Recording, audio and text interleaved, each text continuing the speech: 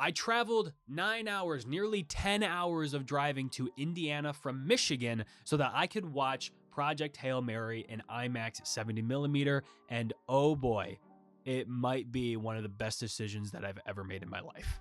Also, enjoy my little Ryland Grace that I made at a pottery store. I love him. But anyways, before we get into today's video, make sure you hit that subscribe button and turn on push notifications to stay up to date on every single one of my videos, reviews, so that you can be informed. But now let's get into my re-review, I guess, of Project Hail Mary, even though you guys did an amazing job blowing up my review for Project Hail Mary, so I very much appreciate that. But now let's talk about this movie, this film, in IMAX 70mm, because oh man, I didn't even, like, it's unfortunate that I live in Michigan, so it's unfortunate for a lot of reasons when it comes to my job, but one of the biggest ones is the fact that I don't have any 70mm showings near me, any IMAX 70mm showings. We have one place that has an IMAX theater that does not, well, an IMAX 70mm capable theater that doesn't screen anything. They don't screen anything. And then we have one in Grand Rapids, which is where I'm going to go to see The Odyssey in IMAX 70mm, but they weren't showing Project Hail Mary there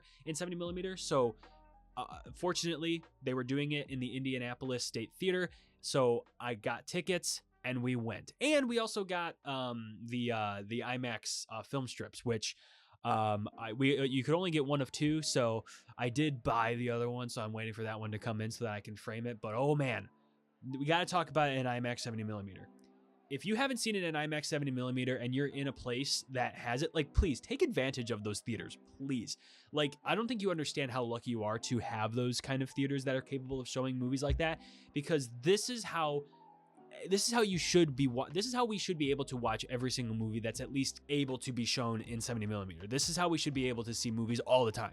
This should be like the minimum, like the bare minimum of how you should be able to experience a movie, because I think Project Hail Mary is going to be one of those films that you just will not be able to get the same, like, I mean, you'll be able to get a very similar feeling, but you won't be able to get the same feeling like watching it from home.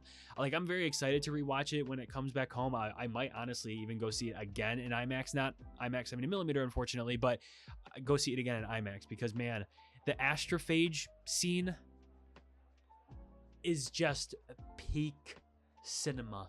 That scene, so I went with my brother, who, if you watch our Sips of Cinema podcast, you know exactly who he is. But I went with my brother and we drove nearly 9 hours, maybe even close to 10, but it was probably around 9 hours of driving there and back to see this. And it seriously is just one of the best movie-going experiences that I've ever had in my life. Being able to sit in that theater with this big 1:43 aspect ratio is just like something I just want to be put in my veins as much as possible. It is so awesome. It's so amazing how gloriously stunning this film is. And I'm so happy that I was able to see it in IMAX 70mm. I really wasn't going to pass up that opportunity, even though we were in like the second row from the front. It honestly wasn't bad. It wasn't like close to the screen. It was like still further away. We kind of had to look up a little bit, but it honestly was fine. It was fine. It didn't distort the faces at all. Like, a lot of people made the joke with Oppenheimer that his face was kind of distorted because of the appearance of like where people were sitting for the 70mm showing. But this movie was perfect. It's perfection. That astrophage scene, me and my brother, we both had an out-of-body experience and started crying at that scene. Just like, it engulfs you, it consumes you into that scene. It is just, it is almost like indescribable what that feeling was. It is so amazing. This is the power of the cinematic, like the cinematic experience, the movie going experience that we're trying to save. It's absolutely incredible. It is so just mind-blowing. It just, this big screen that's in front of you, being able to see a movie in a way that you will never be able to see it again, ever. You'll never, if you see this movie in IMAX 70mm, soak it all in, because unless they bring it back or something for like a 70mm showing, which they don't usually do when it's out of its theatrical runtime, you won't be able to see it that way ever again. You won't be able to. People think that seeing it at home on like, you know, your 90-inch TV screen is anywhere comparable to what that feeling is. It's not. It is not. It is not the same feeling. And, you know, I'm talking this up because obviously I don't get to see IMAX 70mm showings. I've only seen one other one, and that was One Battle After Another, which I got to see that actually at the IMAX headquarters with a couple buddies when it was released in theaters. But other than that, like, I didn't get to see Sinners in 70mm. I didn't get to see Oppenheimer in 70mm. I don't get to see movies in 70mm. I'm very happy that I got to see Project Hail Mary in 70mm because it is now one of my favorite movies of all time. It's so perfect in every sense of the word. Ryan Gosling is incredible on screen. His chemistry with Rocky, played by and puppeted by James Ortiz, is just so refreshing. That chemistry was so refreshing to see on screen, where it didn't feel forced. It all felt natural, and it was so perfect. It was so freaking perfect. And I can't talk enough about the astrophage scene. I can't talk enough about it. I've seen it 4 times.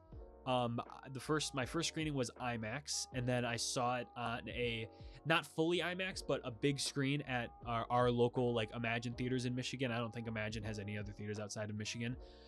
So that's like our kind of theater, as well as MJR. But I saw it in IMAX. I saw it in Super IMAX, which is the Imagine's version kind of IMAX. And then I saw it in 40X. Sorry, not 40X. ScreenX, which honestly, kind of underwhelming. If you haven't been to a ScreenX showing, ScreenX is basically just 270 degrees of the film, and that means that they had filmed some of the scenes in the during the filming process that's capable of being able to project on the walls to try and make the scene like the scenes a lot bigger and to engulf you more into the scene. And it was underwhelming because the main screen is still small. It's literally probably like 10 times or 15 times smaller than like a normal IMAX screen. And it didn't feel as good as it did the first time watching the scenes in that theater. I think it was just super distracting. So maybe don't see it in ScreenX. That's just my personal opinion. But then I saw it in my recent showing was IMAX 70mm. I can't explain enough how absolutely like incredible the feeling was watching this. And I'm kind of like repeating my words over and over again because I'm just trying to really explain to you how stunning it is, how absolutely incredible it is to see it. It's something that you need to experience at least once. Like, it doesn't really matter. I mean, it matters what kind of movie, but like, see One Battle After Another in 70mm looked great. Like, it looked great, and you know, obviously I love the graininess of the film, and it was awesome being able to see that on the big screen. But Project Hail Mary was something like just uncomparable.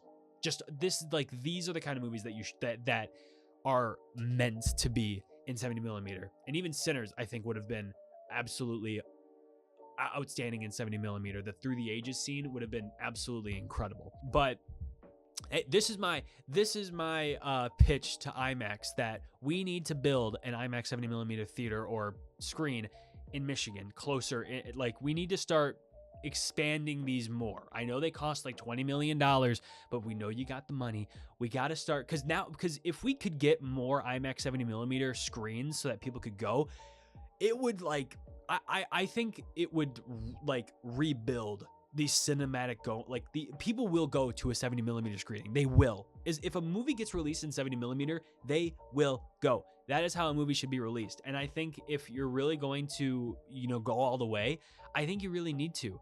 And it would be so worth it. It would be so worth it.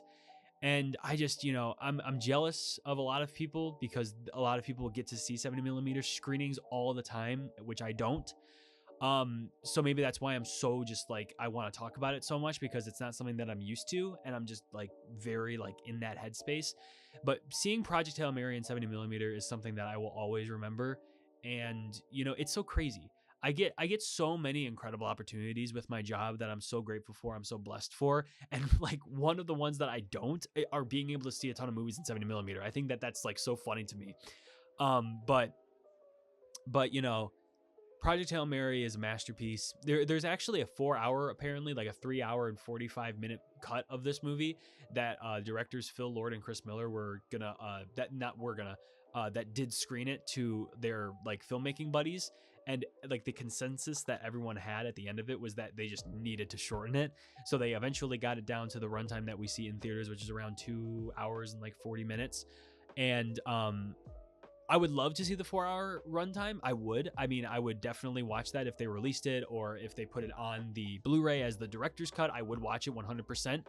But I really don't think I need anything else to really convince me that this movie is a masterpiece. And I don't think that it would. I mean, it was the most perfectly paced film. I think like one of the most perfectly paced films I think I've ever seen in my life. It moves so quickly. It's a 2.5 hour, 2 hour and 40-minute movie that feels like it's like an hour and a half because you're just so involved with every single scene, every single character, every single like shot, every single song. I mean, the score for this by Daniel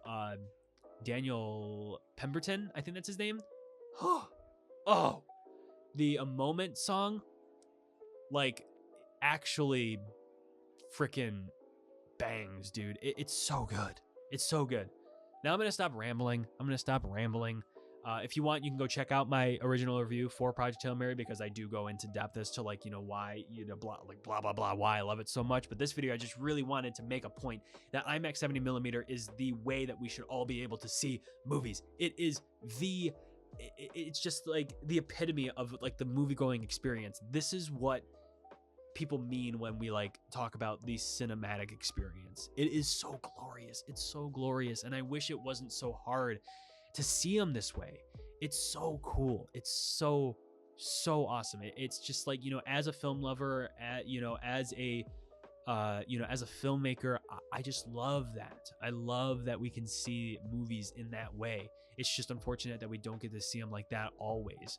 And as much as I want that to happen, I want for us to all be able to see those movies like that as much as we want. I doubt that'll ever be like that just because it really is super expensive and it's just very much clunky, and it takes like it costs a lot of money to make a 70mm roll of film. I mean, those things cost probably, I think it was like $100 for like every second or something, or every I forget, but something like that for how much film that like how much it costs. It's absolutely insane. But anyways, that'll bring it to the end of today's review. Kind of review, but my review of like my experience of going to the IMAX 70mm, which by the way, if you're ever in Indiana or if you live in Indiana and haven't gone there yet, definitely go to the Indy State Museum. Their IMAX screen is freaking awesome. It is freaking cool. But yeah, if you're ever planning to go to an IMAX 70mm screening, definitely make sure that you are on it, that you are getting those tickets as soon as possible so that you can get the best seats possible, because definitely being able to sit like in the middle or near the top of the theater is definitely the better option. But, you know, if you're not wanting to sit close because you're worried that it'll mess with the screen, don't worry about it at the Indy State Museum, at least. I didn't have a problem with sitting it at the second row from the front. But anyways, that will bring it to the end of today's review. Thank you so much for sticking around to the end of it. Like I said at the beginning of the video, if you haven't already, make sure to hit that subscribe button and turn on push notifications to stay up to date on every single one of my videos. But anyways, remember, your movie moment is right around the corner. See you in the next video.